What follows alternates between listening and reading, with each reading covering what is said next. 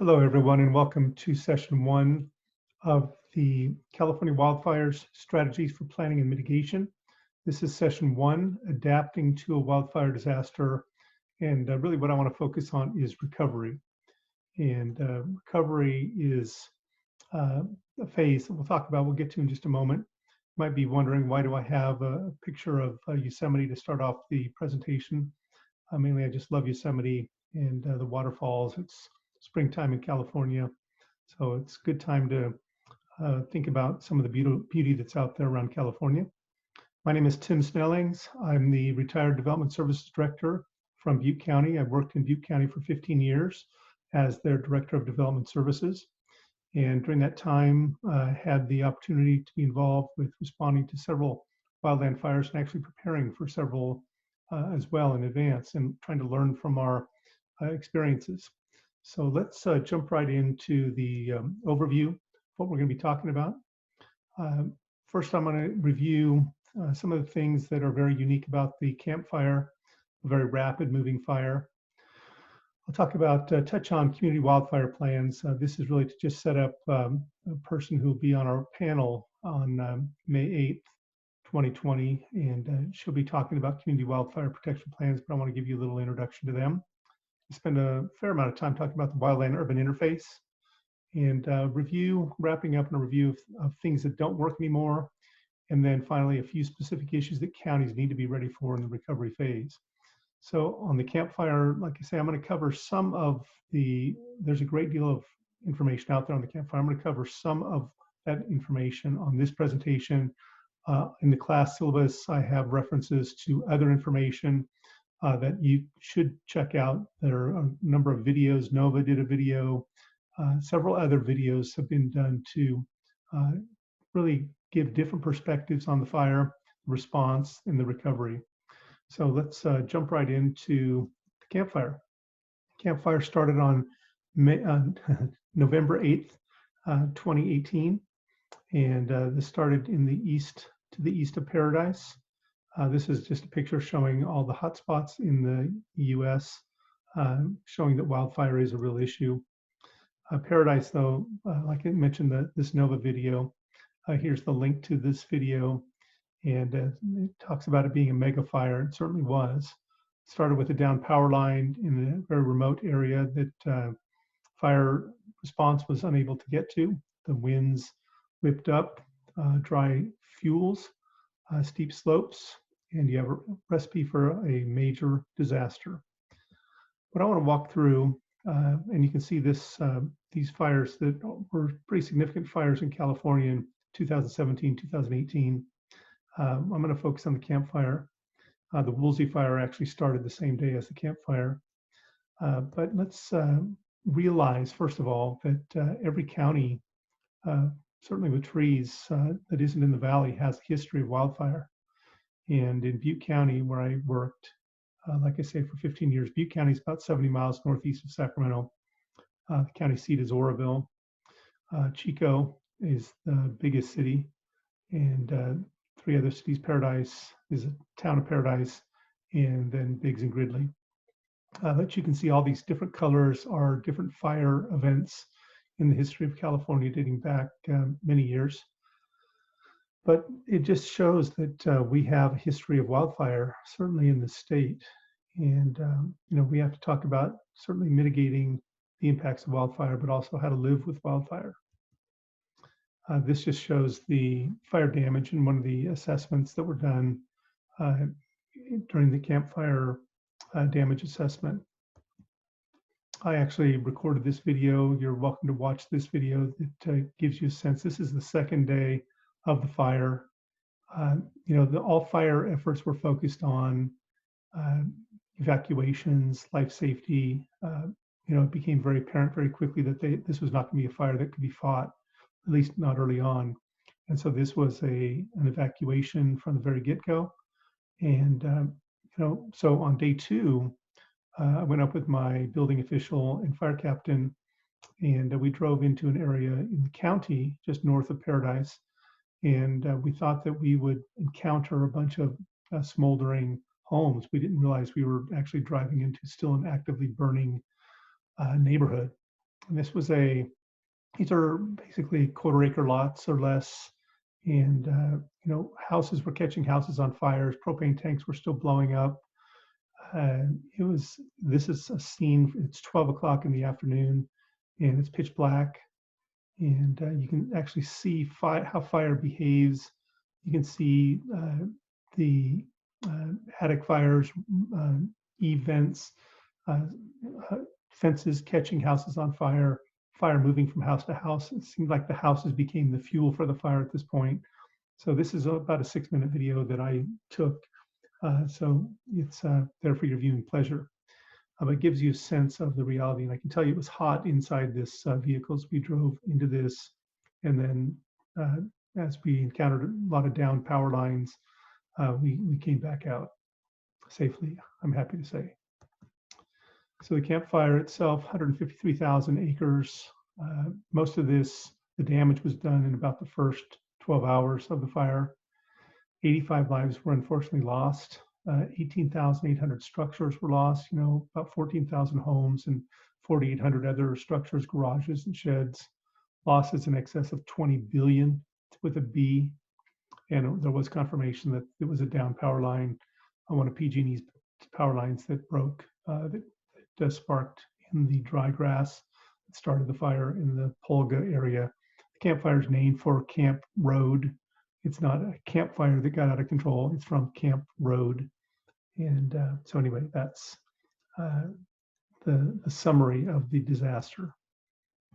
The country really felt the impacts. You can see the smoke plume going all the way. I saw one map showing it, the currents, the wind currents taking it all the way back, the smoke taking all the way back to the East Coast. And you can see this photo of what it looked like in the Bay Area on November 16th versus October 14th. So you can get a sense that it was pretty bad. And most of us would remember that. So I want to walk through a progression of the fire itself. The fire started about 6:15, 6:20 a.m. on November 8th, and it quickly spread. And I know that when the first engine rolled up, it was quickly went from a few acres to 15 acres, and it seemed like it was doubling every few minutes in size. This is a map, satellite fire progression map showing that at 7:36 a.m. it had already erupted in 522 acres.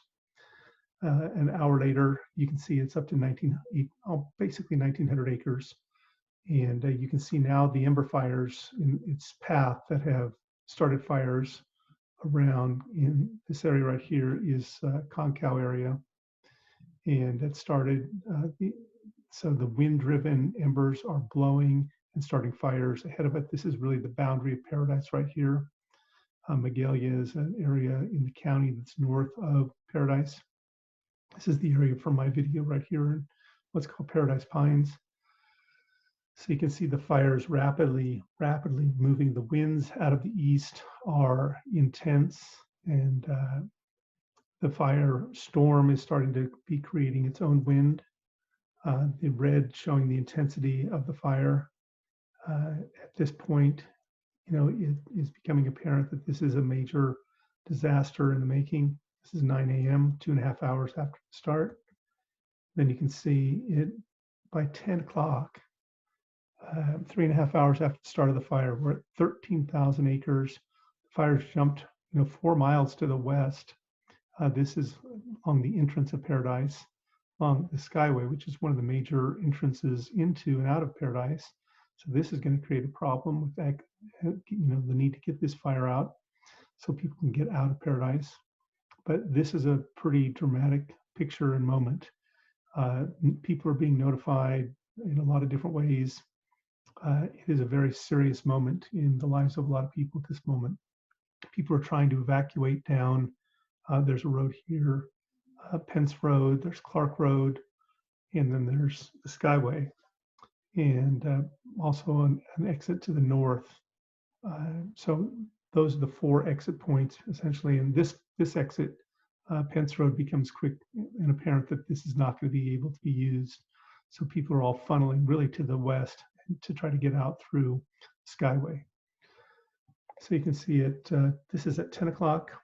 At 11 o'clock, we're up to 22,000 acres, from 13,000 to 22,000.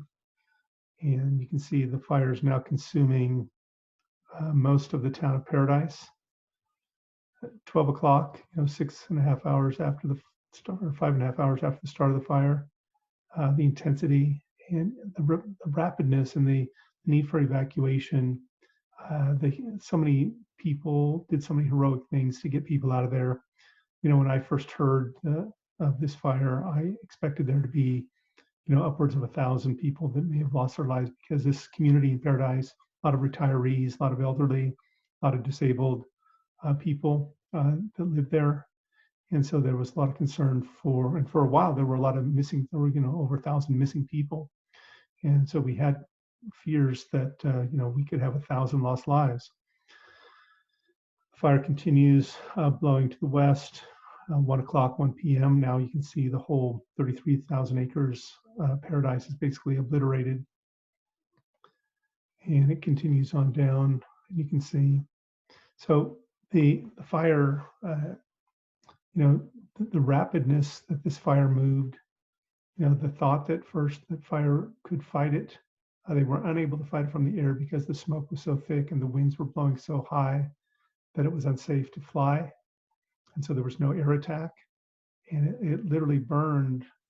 It was tried to be fought by firefighters with many engines in many locations, but it was, jumping and moving so fast that it was impossible. So this is like people talk about planning for the worst case scenario. When you're planning, you need to be thinking about plan for the worst case scenario. And then one of the videos you'll see if you watch some of the Paradise and campfire videos is that you multiply your worst case scenario by 10 or by 100 to get the scale and magnitude of something like the campfire. So we're going to talk more about the campfire. We'll hear from one of the fire captains who was very actively engaged with the campfire, and he's one of the people on our panel on May 8th. So it's a great opportunity to ask him any questions if you have them.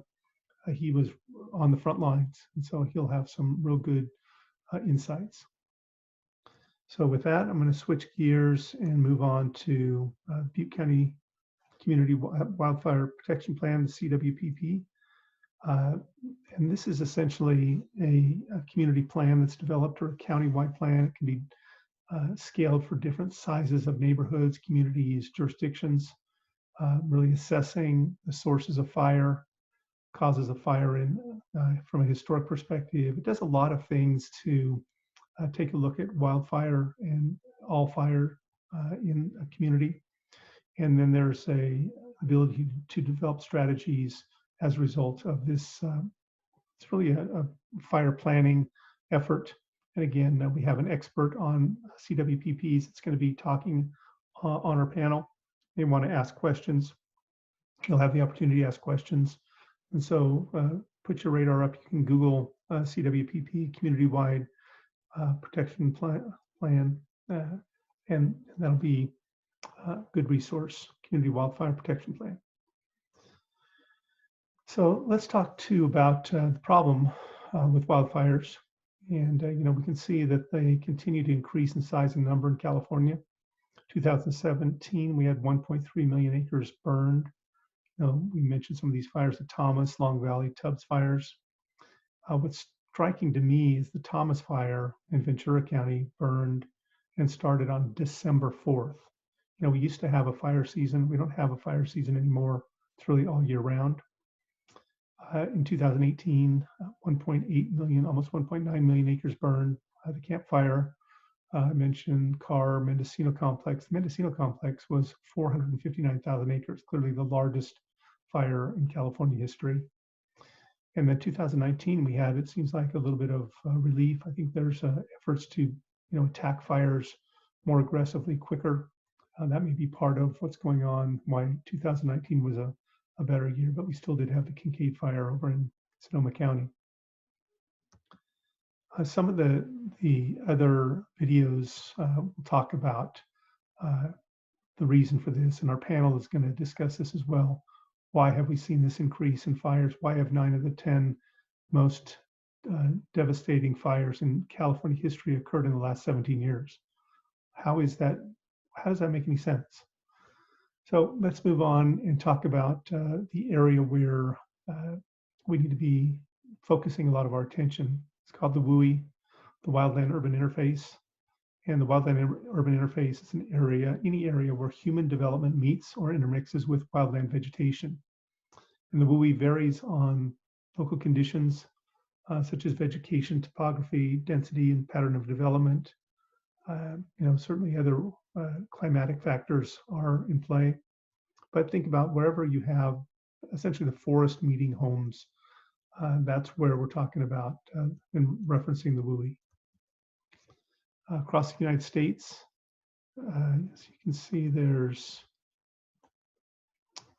it's kind of amazing how many homes, and how large the WUI is. It's 9.4% of the land area in the country.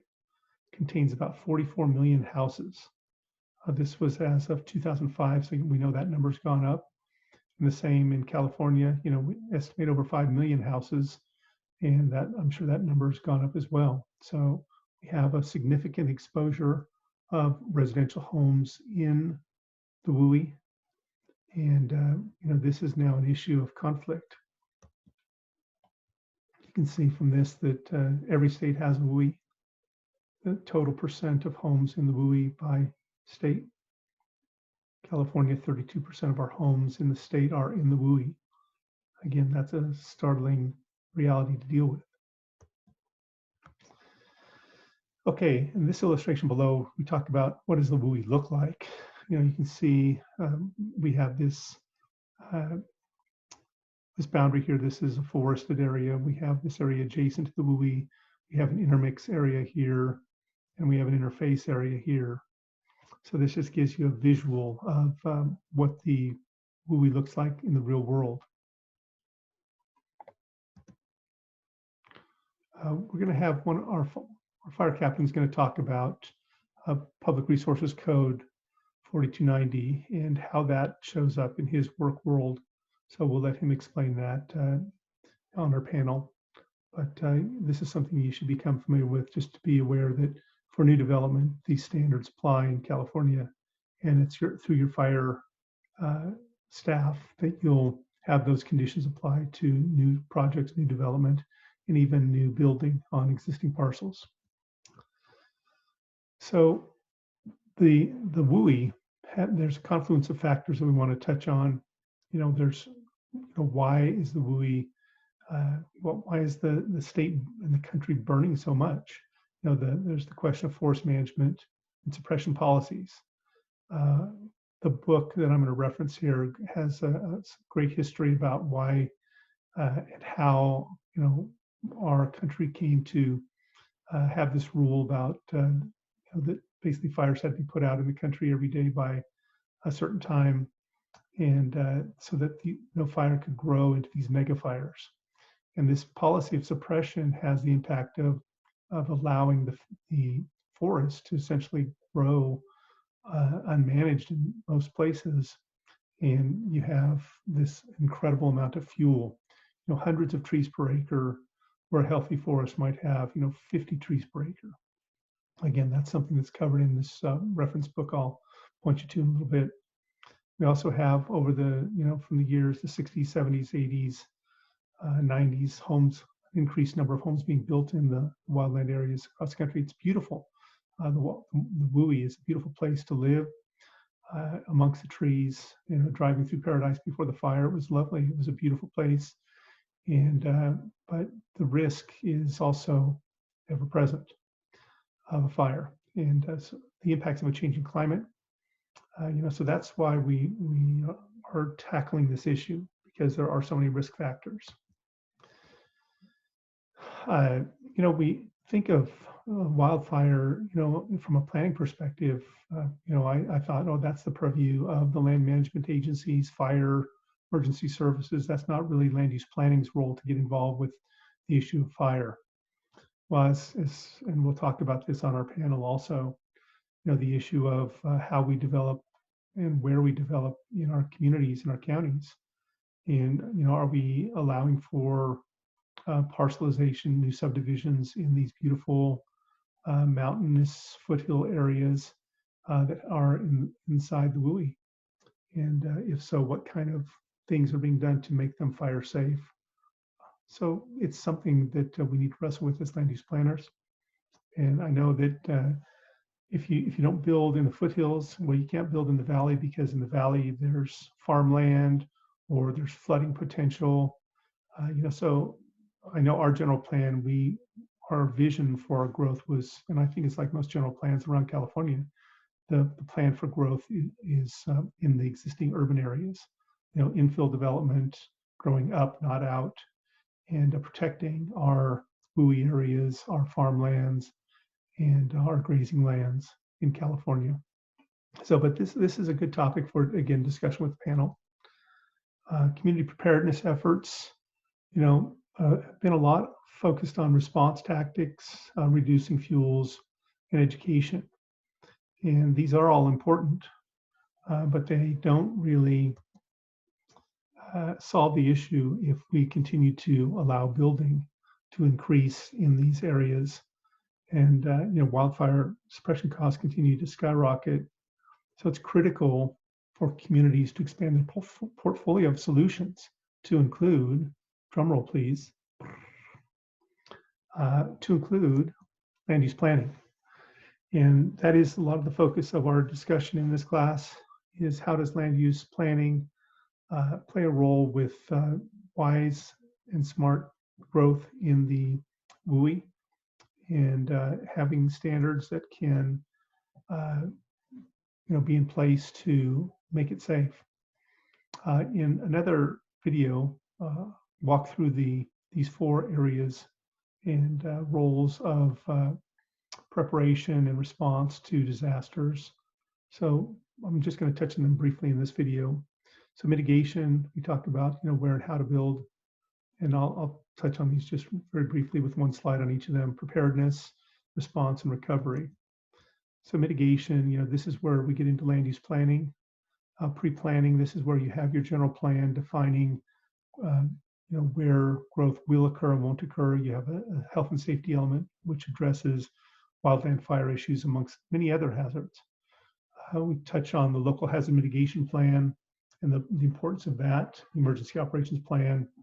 And these are important, that these documents are consistently updated with the general plan and coordinated with the general plan. So it's critical that these are kept in sync. When we did our recent local hazard mitigation plan update in Butte County in 2019, we also updated the general plan at the same board meeting and coordinated that update all along the process. So we kept the documents consistent, and I would encourage jurisdictions to do the same. So talk to your emergency services staff when they are working on an update to the local hazard mitigation plan. Make sure you're consulting with that and coordinating with that consultant to also keep the general plan, any policies that need to be added or language updates, text updates, that they're made at the same time. I would encourage them to happen like we did at the same meeting. The SIMS and NIMS training, these are the federal and state emergency management systems. And then communication strategies, these are all part of the pre-planning. And, you have to be thinking about, worst case scenarios, what happens when all the cell towers are burning up, or cell towers in an area and you can't communicate with cell phones. What other methods do you have? That's where radios come into play, and a variety of other resources. Preparedness, putting these plans into action. This is where the training that is done launches when an event happens, and everybody knows their roles, responsibilities. You've trained, you've tested, you've done drills, and a jurisdiction, I think we're being challenged, certainly fiscally, to determine if we have the resources to maintain the level of commitment to emergency management that is needed in this day and age. And so this is something that needs to be on the conversation list with the elected officials and with the executive officer of your jurisdiction, your city or county. Response, there's when there is an event, preparation, proclamation of a local emergency by the county administrator, board of supervisors, or city manager, city council. that's critical. That launches and puts in a request probably to get a state emergency declaration, to launch mutual aid. You know, if it's big enough, it becomes a federal presidential declaration. All of these were in place for the Camp Fire. You get a declaration of your local public health officer of a local public health emergency. This is critical to trigger Cal OES, Cal Recycle, DTS resources for hazardous assessment cleanup. And potentially any employee can be called into service to help during these type of emergencies. That's part of the laws of California. It's critical that you track all costs for potential cost recovery and incorporate technology where you can. And then the recovery, the disaster's over, the event is done. Now there's going to be damage assessments of varying levels. And there's going to be a lot of pressure for you to provide data to the media, to the public, on how things were going with this assessment. I would encourage people to set up a website. Early on, we did that in Butte County with ButteCountyRecovers.org, and that website is still up with tons of information. But some of these recovery periods go on. Butte County is still going on in some ways on recovery right now, and I'll touch on some of the issues that came up in the months post event. So a few lessons learned. I'm going to just touch on a few here. I've got another whole presentation on lessons learned, but getting help from OES at the very beginning of the disaster. Cal OES is a great professional agency. They know what they're doing. They know their job. They're there to help. And if you need to, you get mutual aid. You go through their process, state process for calling in mutual aid. You document all the way through the process. You need a system in place to track time to the event. You should have basically a project number for the disaster that everyone in your jurisdiction is using to track time and cost to. Disaster Recovery Operations Centers, the DROC. This is the post-disaster event recovery operation center. In the Camp Fire, started on November 8th, and basically was an emergency operations center. When the emergency operations center transitioned, closed down into the disaster recovery operations center, where you're managing all the post-disaster needs in the community and coordination with agencies. That, like I say, went on for at least a year, and then continues still in some small degree through some of the departments at this point today. Santa Rosa was still filling out FEMA reimbursement forms a year after the Tubbs fire. So it's very important that you document in hopes of reimbursement. So what's needed from counties, what I think people need to gear up for and think about is making sure that your local hazard mitigation plan is updated. If it's not, they're good for 5 years. So if yours is more than 5 years old, it needs to be updated, or if it's nearing that age, it needs to be updated. There are funding grants available.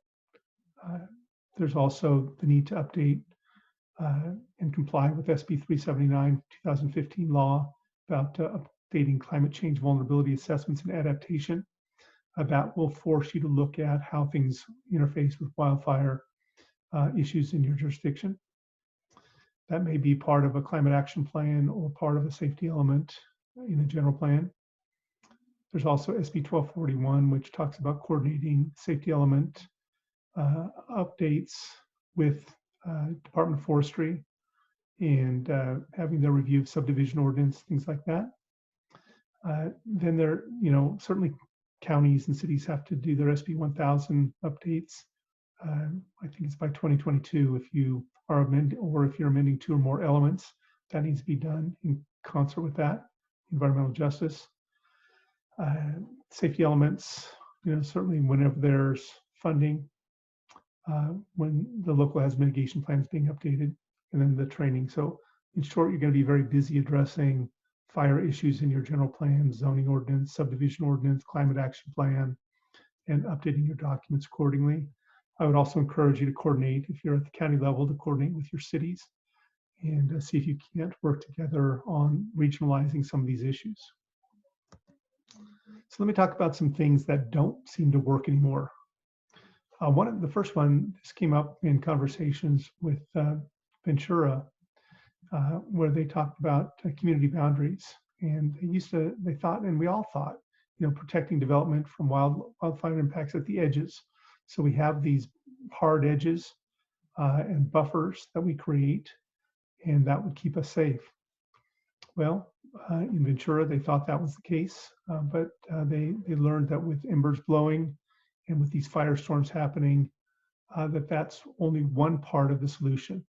It's good to still require and maintain community edge buffers, but don't rely on them. When we have fires jumping, 200, 300 foot wide highways, and we see embers, as I mentioned, blowing 4 miles in the campfire, and we have a pretty serious issue on our hands that is going to need to be addressed on a variety of fronts. So think about the community boundary issue, that's good, but realize that that's just one part of solving the puzzle. I think planners, as I mentioned a little bit earlier, that we used to think that fires and emergencies are OES and fire's responsibility. And I think that we've come to realize that it really does start with planning. I used to have a board member in Butte County, and he really believed this. He said the most important department in the county, more important than law enforcement, fire, is planning, because all issues can be addressed up front if planning is done well. And I think that's a pretty insightful perspective. Certainly, we can do better, and we can learn from other jurisdictions and make our projects and plans better and continuing, improvement along the way. So recognizing it does start with planning, and if we make safer development, safer plans through safer plans, good planning, good community engagement. I'm a big believer in community engagement to create the best plan and document you can. So it takes longer, but it's much more worth it, and you get public and community buy-in on the implementation. So I think with this, again, a reminder to get familiar with your local hazard mitigation plan. I think there has been a sense in this number 3 that we'll get to updating the general plan later. This is a very slippery slope to go down, planners and managers, directors. Don't have this mindset. My goal was to keep our general plan current, and we would actually try to update it a couple times, at least a year, to keep the general plan and zoning ordinance consistent and current with changing laws, and with new information, new and better information. As you get better science, you want to reflect that in our planning documents. And so, we have a continuous evolution and creation of new state laws that put pressure on us to do that. We need to think about fire safety from the general plan perspective and have new action items. I'll talk about, the hardest area, I think, is around existing development. We'll talk about that on our panel as well. I don't know that we'll see state funding for general plan updates. Maybe once in a while we do, but now with COVID, it seems like budgets are going to be very tight, and it's a danger that planning will be seen as something that's not essential, and in fact, it's very essential. There can be the perspective that some counties have about only do the minimum required by state law. That doesn't work anymore. Even in the rural counties where regulations are often disliked, we need to have these conversations about hardening our existing communities to the fire risk, creating new programs to replace wood decks, gutter covers, covering events, siding issues. What kind of incentives can we create? Think fire planning, fire prevention, fire protection, sure.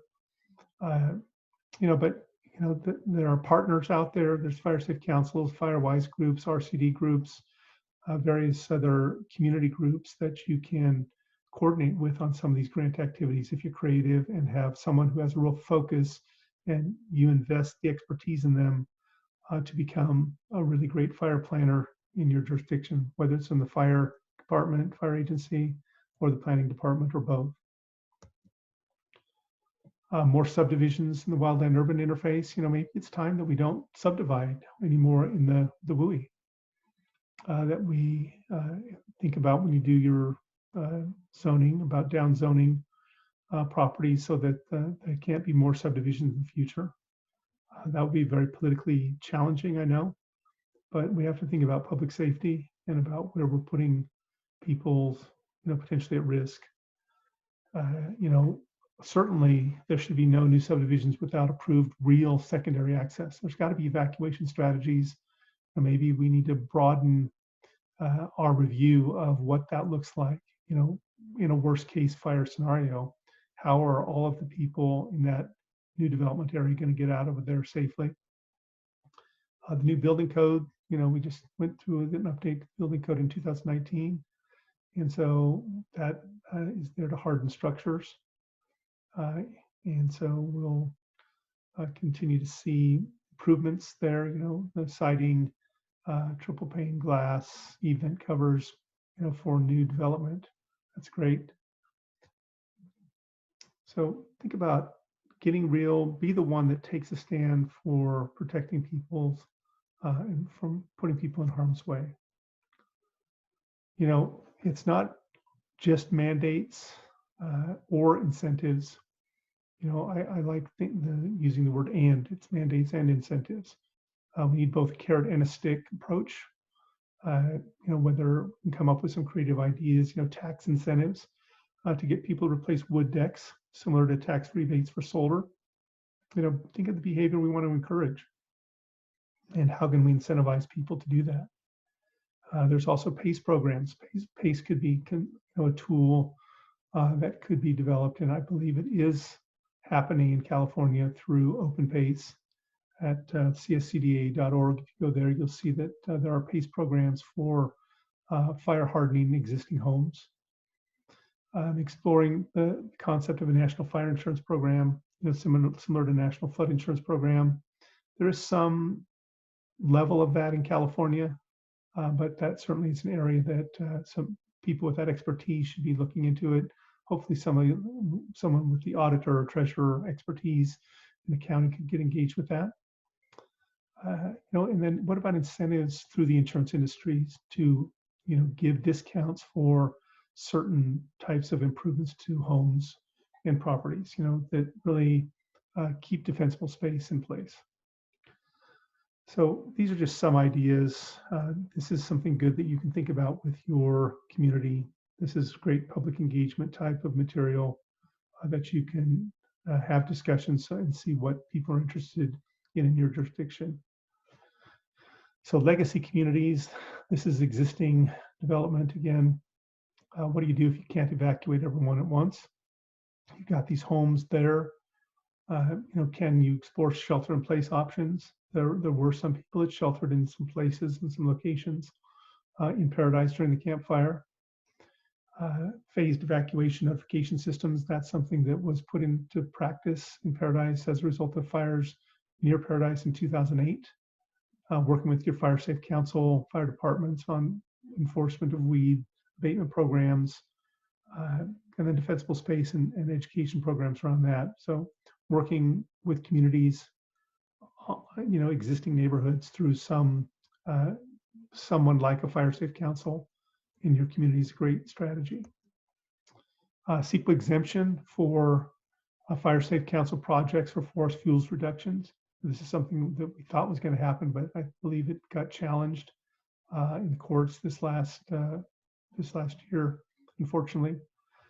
But there was going to be, we were exploring this strategy in Butte County about having essentially a set of standards that we would adopt as the county that would essentially become the mitigation for a fuel reduction project. And we would build that in, and essentially if the project complied with those mitigation standards, having a registered forester, all of the things that happen during these projects with best practices, then we would consider it exempt locally. But we didn't quite get there, and then we saw the state was trying something like that, CAL FIRE was. But we need to support fuel reduction programs as part of a long-term strategy. And I think of it like painting the Golden Gate Bridge, right? The forest does need management, and it needs a lot of engagement. New programs that we haven't thought of, new ideas that haven't been invented yet. It's time to explore those, to invent those, and that's where you come in. So here's the resource book that I mentioned, Planning the Wildland-Urban Interface.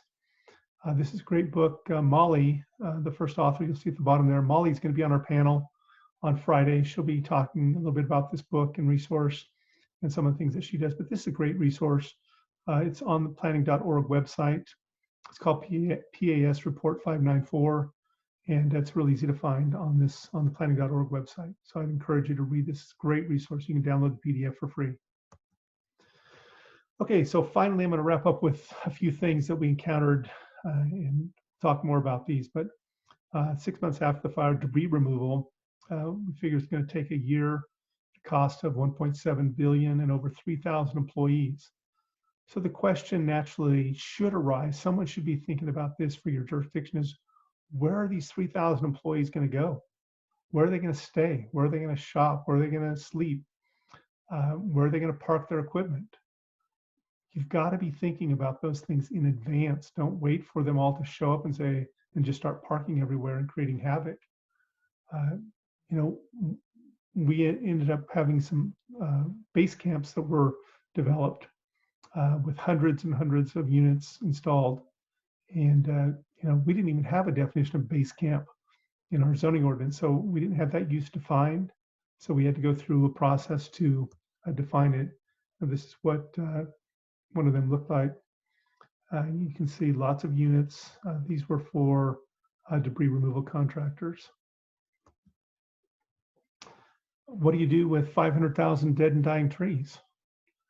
Well, after a fire, and I'll talk about another issue, is you take them to the mill, of course, right, quickly, so that you can get the value out of the lumber. The problem is we don't have mills anymore in the North State like we used to. They've been basically pushed out of business over the years for a variety of reasons.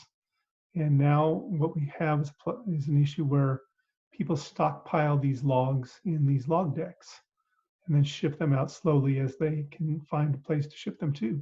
So this interim location for quote unquote log decks showed up in our world. It started first with PG&E taking down 100,000 more dead trees and live trees along the power lines. They've been trying to do maintenance, and they had a real certain incentive after the Camp Fire to do some more work along the power lines. So they quickly got engaged and hired a lot of contractors, I think about a dozen contractors, to do work to remove these logs. But we didn't have any definition in our zoning ordinance for log decks. But this is what started showing up on some of our agriculturally zoned land. So do you go out there and site them? You got a little garden that's growing. This is a little strawberry patch growing in Butte Valley. And then right next door, you have these hundreds and hundreds of logs stacked up. And now you have another fire danger. So it's important to get your fire agency involved with reviewing this. We addressed this head on through our Board of Supervisors. We had the public complaining. And so we did have some meetings with the board. And ultimately, we wrote a log deck ordinance and defined some zones where these were allowed. And in that period, we were going to be citing these two operations that were illegally located on agricultural lands. We wanted them ideally in our industrially zoned lands, but they complained that those were too far away. And so this is something we had to wrestle with. So this is something you need to be aware of if you have one of these wildland fires in a forested area with a lot of trees. What about where do you take 1 million tons of concrete debris from removed foundations, driveways, commercial structures, where it has a chance to be recycled and possibly used as road base in the future? There's going to be typically some temporary use that you're going to need to find a location for and allow for stockpiling. Hopefully somewhere near the incident, maybe you're going to see a new batch plant created for, reusing, recycling this material. That would be better than having it go to a landfill. So problems are the best locations for these uses are not typically zoned for what we would want them to be allowed to do. So who has discretion? You know, you're going to need to figure out how you deal with these urgency interim uses. And so our strategy in Butte County after Camp Fire was we wrote first a few ordinances. Then once we saw that these ordinances were going to be amended a lot, we codified our ordinance into our county code, into chapter 53 of the Butte County Code. And we then, our intention was to modify just where needed as changes were needed. And so we added, log decks, base camps, and a variety of other things that you'll see here in a moment. But you have to think about how can you have a code that you can flexibly, quickly modify and amend.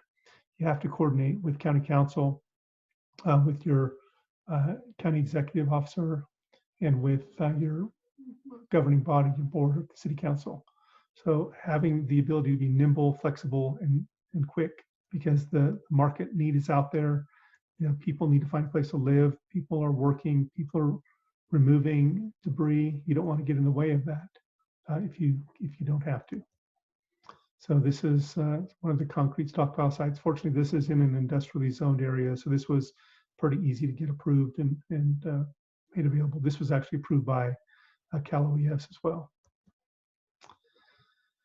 What about other workers that need temporary housing or survivors that need temporary housing? You're going to see people who want to have temporary RV parks. We saw that. And so where do you want to allow those to be located? Which zones?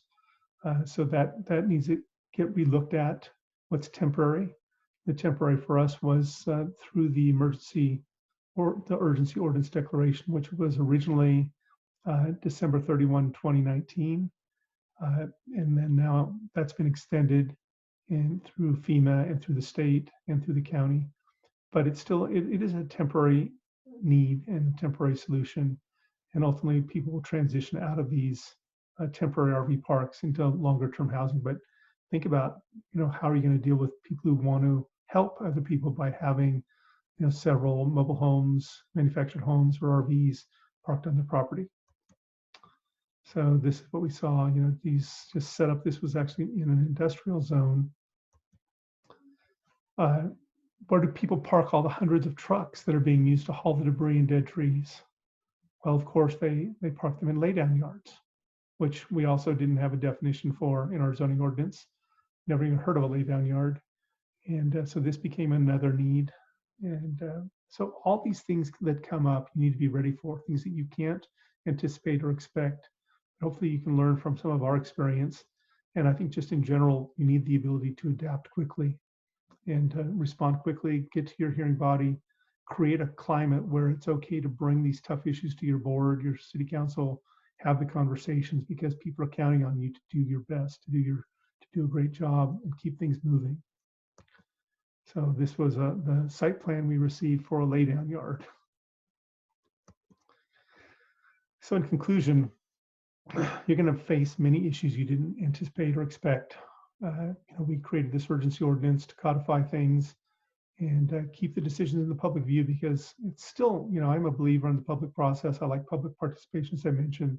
I think it's the right thing to do. Just because an issue is tough doesn't mean you do it in secret.